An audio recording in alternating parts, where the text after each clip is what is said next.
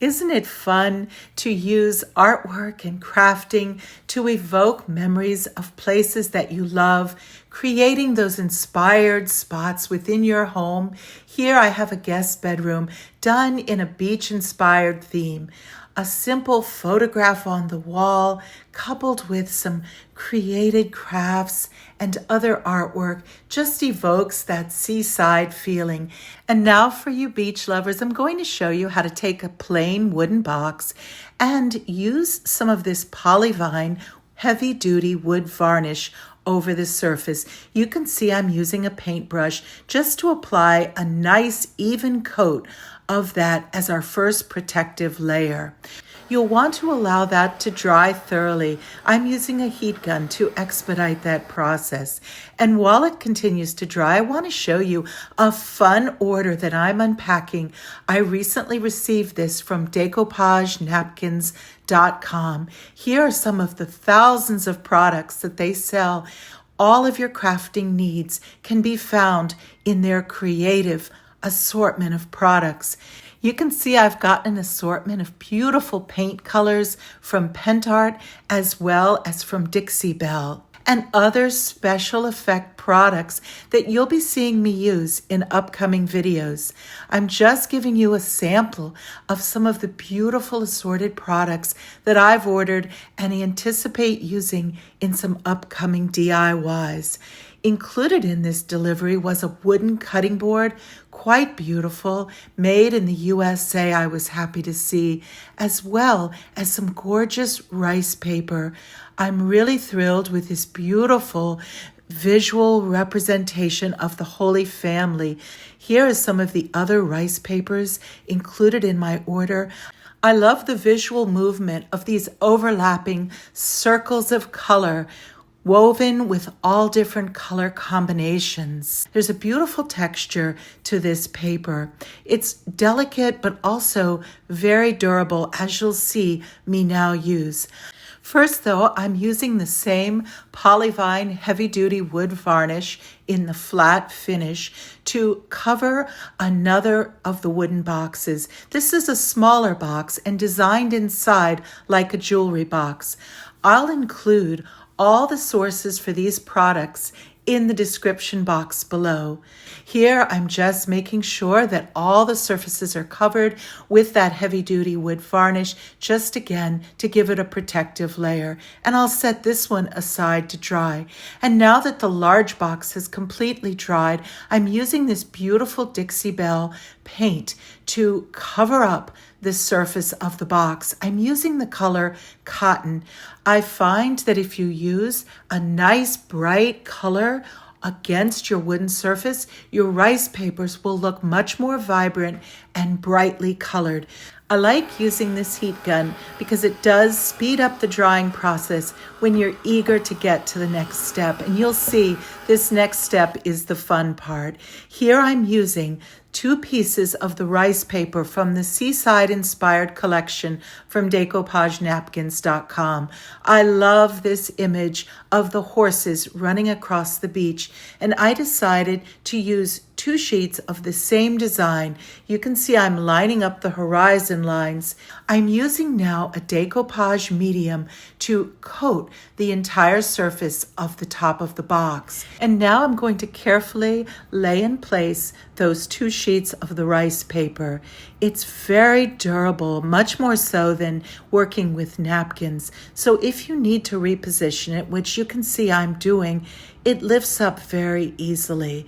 Just line it up carefully. You can start at the top if you prefer as a starter strip and then work your way down, but I was able to lay this down and smooth out any wrinkles or bubbles quite easily. I'm lining it up so that the horizon lines meet, as you can see here, and I think it's just a beautiful pattern. I don't mind that center overlap, but if you prefer not to have that, you could certainly cut the paper so that they meet up perfectly. You can see now I'm just very gently smoothing it out with my fingertips, and I will fold that over the edges. Later, I can sand any excess overlap. After that is nicely smoothed in place, you can see that I'm going to add on some beautiful panels of the coordinating rice paper, which was also part of the Seaside inspired rice paper collection. And I'm just going to cut each of those 4 panels, which miraculously fit perfectly across the front of the box. I'm just trimming those outer borders now, and I'll use that same decoupage medium to attach those to the front. Now, while it's still damp, I'm using some of the plastic sheet that the rice paper came in, and I've simply cut it so that my fingers fit in between, and I'm using that to smooth out any remaining wrinkles or bubbles. That's a great technique which allows you to use a little bit more pressure without risking tearing your paper. And you can see how I just cut it so my fingers fit inside that plastic. You can also use a plastic bag or plastic wrap, but I had this from the packaging. And again, just smoothing out that front surface, and the result is what appears to be a beautifully painted on design. And just using the same technique, I'm using more of the beautiful designs from that collection, all Seaside inspired, as you can see, to go around the sides of the box. The next thing I'm going to use is the heavy duty wood varnish in the satin finish, made also by Polyvine. And I'm using a sponge brush to cover that surface with that product. And it's beautiful because it does lend a lovely satin finish to your completed project. It's the first time I've used this, and I was really pleasantly surprised. I allowed it to dry thoroughly before applying a second coat, and after doing so, I could see that there was a lovely sheen to the top of the box, and I did the same thing to all 3 of the sides. After allowing everything to dry, I used my little finger sander to go around the edges to create a nice sharp edge where the rice paper overhang. This technique allows that overhanging rice paper to just fall off and leave a very crisp edge. You can see how pretty the doorway to the beach looks and how that finishes off that lower edge very crisply. Now I'm just using a little bit more of the Polyvine satin finish to go over those edges to create a very clean edge. As you work on these projects, you'll find that you'll want to do some finishing touches, whether it's sanding or little touch-up areas. I decided to also paint the inner lip of the box so it would have a finished look. But first, I had to enable the box to open, and I used a pizza cutter to go along the edge where the lid opening line is. And by going along there and kind of scoring it, that aided me in creating a nice crisp cut line so that I could then open the box. You may have a better idea. If so, I would love to hear in the comments section below. I love getting to know members of our creative crafting community, and I would love to hear you share your thoughts and ideas.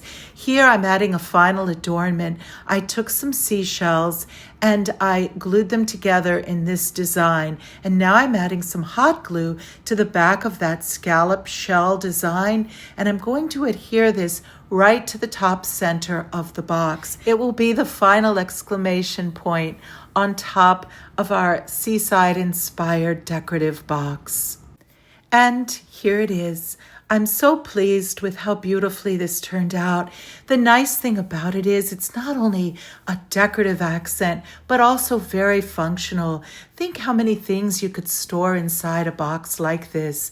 You could put your sewing notions, crafting supplies, magazines or books, even games or small toys. I love decorative storage, and I think this box serves both purposes. A lovely accent piece for your table, or perhaps a beach-inspired bedroom. All of the products I've used in this video can be found in the description box below. The links are safe and easy to use. and that smaller wooden jewelry box is now dried and ready to be decorated. That will be presented on my next video. I think you'll enjoy seeing an entirely new way to decorate a wooden box. My name is Lisa, and to all my friends and subscribers, many thanks for joining me again. If you're new, I invite you to consider subscribing. I have lots more planned for the fall and Christmas season. Do take care, and God bless.